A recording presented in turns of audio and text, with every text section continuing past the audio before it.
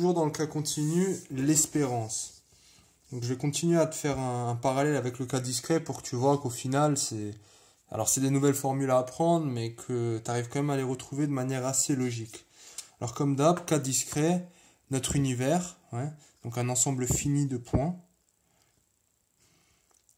Une variable aléatoire x qui a chaque événement élémentaire associé à un réel xi, et la probabilité de chaque événement, et la probabilité associée à chaque événement, à chaque valeur de la variable aléatoire. Donc ça, c'est justement définir une distribution sur la variable aléatoire x.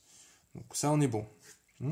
Après, comment on calcule l'espérance d'une variable aléatoire discrète? Donc on a vu que c'est ça la formule en fait. C'est xi, donc c'est à chaque fois lui, fois lui. Si tu te rappelles, quand on fait un tableau, donc je te conseille là toujours de faire le tableau xi et p de xi, donc on appelle, donc c'est p de x égale à xi, donc que j'appelle p de i. Ben, là tu vas voir ça, et visuellement, c'est quoi l'espérance? C'est ça fois ça, plus ça fois ça, plus ça fois ça. Donc c'est toujours ça fois ça, plus ça fois ça, plus ça fois ça, etc., etc. Là, au niveau des probabilités, ce qu'on a vu dans la vidéo d'avant, c'est que si on somme toutes les probabilités, j'ai 1 à la fin. Ok, donc ça, c'est l'espérance. Donc je parcours chaque xi, je le fais fois sa probabilité. Alors maintenant, dans le cas continu, ça donne quoi? Donc le cas continu, je te rappelle que maintenant, on ne travaille plus sur des points, mais sur un intervalle.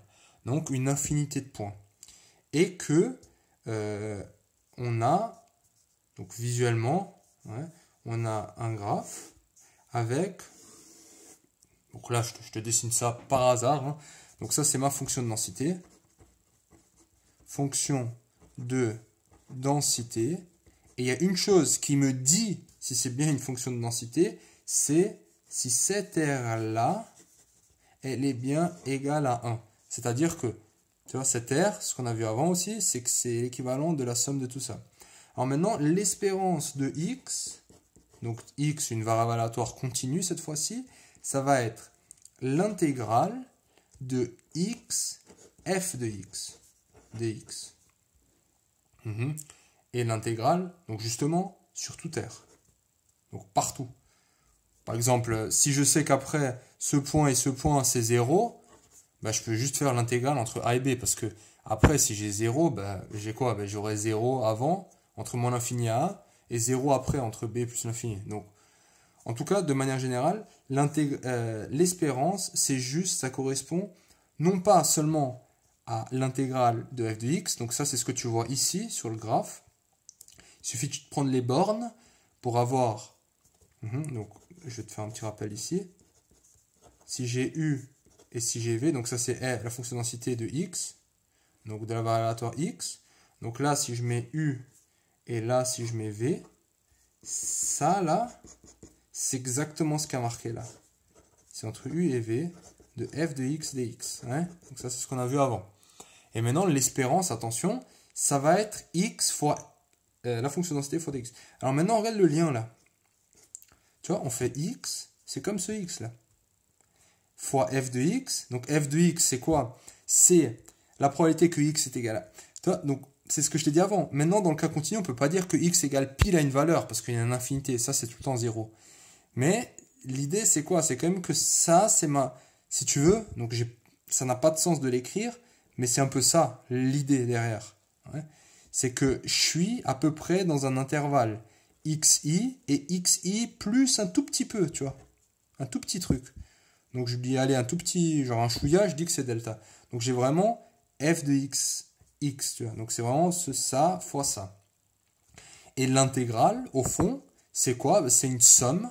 Ça, c'est comme si c'était une somme à l'infini. Tu vois, là, on a ça, si je l'écris autrement, c'est la somme de i est égal à 1 jusqu'à n, dans ce cas-là, de xi, pi. Et ça, si tu veux, à l'infini, si je pars à l'infini, ça part en mode somme. Tu vois, la somme, elle part en intégrale.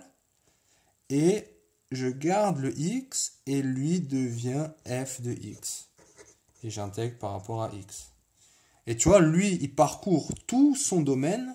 Tu vois, il prend oméga 1 jusqu'au dernier. Tu vois, donc il fait vraiment tout son domaine.